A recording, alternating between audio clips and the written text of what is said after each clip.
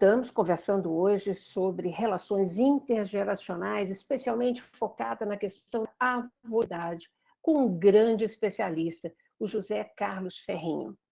José Carlos, vamos falar um pouquinho agora sobre o núcleo familiar, sobre as famílias brasileiras. Ela vem mudando essa configuração ao longo dos tempos e com a pandemia, inclusive, tem uma repercussão maior aí nesse sentido? Eu tive a oportunidade de acompanhar essa transformação da família a partir das minhas experiências de trabalho com idosos. Tá. Eu sempre lembro que lá pelos anos 70, quando eu comecei a trabalhar com essa população, os idosos não tinham muitas opções de participação social em grupos de convivência, em escolas abertas. Era um trabalho que estava no início. E o SESC já era uma entidade conhecida, assim como outras, né, que atuam na área da cultura, do lazer. Então, assim, eu recebia muita demanda assim de familiares, principalmente filhas, querendo que suas mães participassem, né, das atividades dessas instituições, como o SESC, para que saíssem de casa, para que, inclusive, vamos falar mais francamente, não atrapalhasse tanto a vida da filha, da família e tudo mais. Então, os técnicos, né, recebiam muitas filhas que perguntavam que as suas mães podiam fazer lá e tal, para ocupá-las. Essas mães chegavam e depois não queriam mais sair. E isso acabou criando conflito com as filhas, a ponto de algumas delas chegarem lá no SESC e reclamarem com os funcionários, dizendo assim: o que vocês estão fazendo com a minha mãe que ela não para mais em casa? Portanto, a gente tem uma situação anterior, né, de pessoas mais velhas sem opção de lazer, de convívio, né, para uma outra situação, rapidamente foi se instalando, de pessoas mais velhas que foram à luta procurar as suas atividades, procurar preencher o seu tempo livre, com atividades livremente por elas escolhidas, né? Mas que aí passaram a ter menos tempo para cuidar da casa, para ajudar com os netos. Com os netos, né? Inclusive. Né? Então criou-se assim, uma espécie de conflito, mas assim, o resultado foi positivo no meu modo de ver, porque começou a haver esse diálogo entre mães e filhas, principalmente. E aí, assim, a mãe dizia: bom, olha, na quarta-feira eu tenho o baile, na quinta eu tenho a hidromassagem, mas na sexta eu posso ficar com as crianças. O que eu quero dizer com isso? Que se estabeleceu, não é, uma relação mais igual. Claro, lógico. E os idosos ficaram mais empoderados, e as avós mais empoderadas, e isso impactou muito positivamente na relação com seus netos.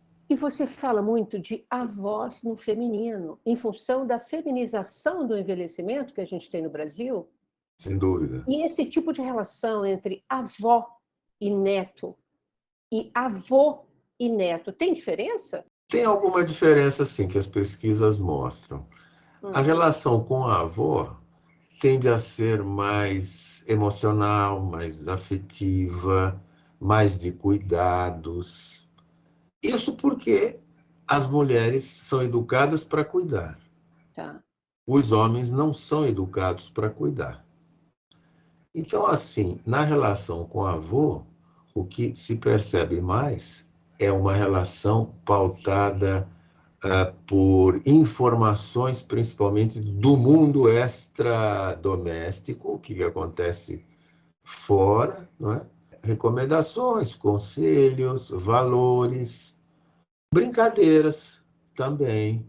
Agora, nessa questão, Lina, eu acho muito importante as diferenças de modo de vida, de funcionamento da própria família, conforme a classe social.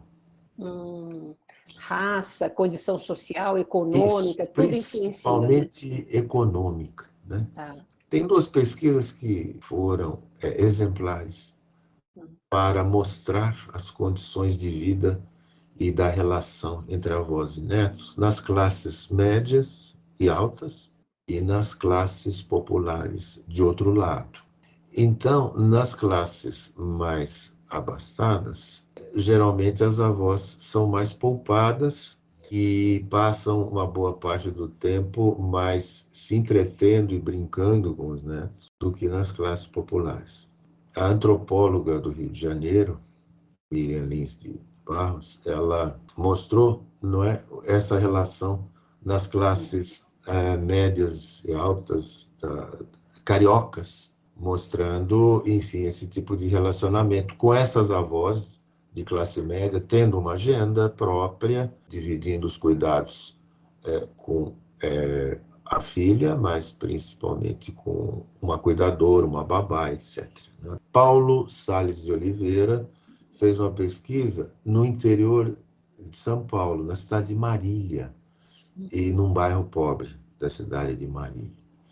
E ele mostrou a dura vida, né, de avós que cuidam de netos cujas mães ou têm que trabalhar duramente, não é? Porque muitas vezes não tem marido, não tem a figura masculina. Enfim, então essas avós não apenas brincam, mas educam os netos, né? Colocam limites nos netos. Mas o Paulo, ele mostrou muito interessantemente a relação de carinho que há, mesmo diante de tantas adversidades, de tanta dureza, né, na luta pela sobrevivência. Então, são dois universos muito diferentes, de modo que aí a gente percebe a importância também dessa variável, né, que é classe econômica, condição financeira, etc. Por outro lado, você tem a importância das políticas, né, como o BPC, que contempla famílias carentes, né, exatamente direcionando recursos para os seus idosos maiores de 65 e sem renda, como que esse benefício empoderou esses idosos, esses avós, esses avós, diante da família. Então, muda-se a perspectiva. Em vez de ser um ônus, ele passa a ser um bônus para essas famílias. E quem não tem um velhinho em casa fica invejando a família que tem, né, entre essas famílias pobres e tão carentes e tão sofridas. Porque nessas famílias, especialmente, são os avós, as avós, que, na verdade, são o elo de sustento, inclusive, né, dessas famílias, em função desses benefícios garantidos pela legislação brasileira. Agora, a gente precisa avançar muito em termos de políticas públicas, não é, José Carlos? Exatamente para que a gente não precise de um benefício, né, como esse, de ajuda financeira, para que as famílias, nesse relacionamento entre as várias gerações, possam crescer, possam viver com maior dignidade, né? Como é que você vê o futuro? Falta muito ainda, mas a gente tem avançado, né, nessa questão de inclusão social, inclusive, dos mais velhos. Sem dúvida. Como é que você vê o futuro das relações intergeracionais? No curto, médio e longo prazo. Você que é o meu especialista mora aí. Você me perguntou o que eram os programas intergeracionais, como eles funcionavam, né? Espero que tenha ficado claro que esses programas eles ficam na área da solidariedade, do diálogo, da coeducação, com atividades de lazer, por exemplo, atividades culturais, etc. Isso posto, eu vou responder para você o seguinte: já me perguntaram o que eu achava, não só das relações intergeracionais no futuro, né? O futuro dessas relações, mas também dos próprios programas. Tá. E eu disse que seria ótimo que a gente não precisasse mais de programa intergeracional. E por que eu disse isso? Porque nós perdemos o sentido de uma vida comunitária. Hoje as famílias ficam muito isoladas, com poucas trocas, né? Mesmo as famílias, mesmo que a gente reconheça um fenômeno hoje de muita variedade de configurações familiares, né? Tem idosos vivendo sozinhos, tem idosos vivendo em instituições, tem idosos vivendo com os seus filhos, netos e até bisnetos, né? 4 gerações numa família só. Então a gente vê que tem um pouco de tudo nessa história, mas mesmo assim a gente sente que é muito importante, de qualquer modo, não só a coabitação, mas uma convivência saudável, produtiva. E então, assim, a gente fica se perguntando. E eu disse que seria melhor não haver necessidade de programa intergeracional, como não havia no passado, se houver, não é, daqui para frente, mais condições de se ter uma relação comunitária. Em relação ao futuro, a gente pensa também que o aumento dessa longevidade vai criar situações curiosas no futuro, né? Por exemplo, hoje a gente tem pessoas passando dos 100. Nós temos milhares e milhares de brasileiros que são centenários. A vida humana está no limite máximo hoje para alguns pouquíssimos privilegiados de se chegar aos 120. Dentro de algumas décadas, poderemos ter pessoas vivendo até os 150. Aí eu fico imaginando como é que fica a relação, por exemplo, de um chefe, né? Num escritório, num trabalho, recebendo o novato de 18, 20 anos. Né? Como é que é essa relação de gerações tão distantes? E essa relação de avós e netos, né? Como é que fica?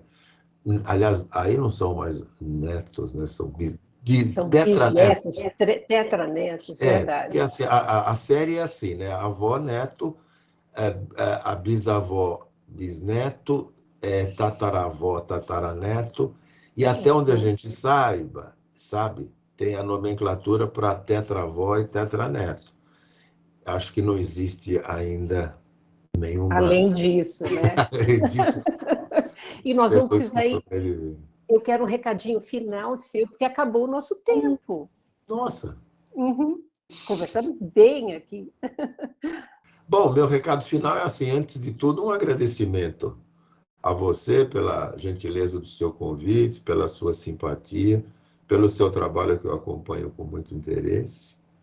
Obrigada. Eu fico à disposição, né? Vou continuar nessa senda que eu escolhi de estudar as relações intergeracionais. E estamos aí, para o que der e vier. Muitíssimo obrigada, gratidão a você, eu adorei a nossa conversa, e inclusive esse desfecho final, né? Vamos viver até os 150 anos, como ficarão as relações intergeracionais? Perfeitamente. Por favor, continue estudando mesmo para nos contar. Obrigada. Tá bom. Obrigado, um abraço grande.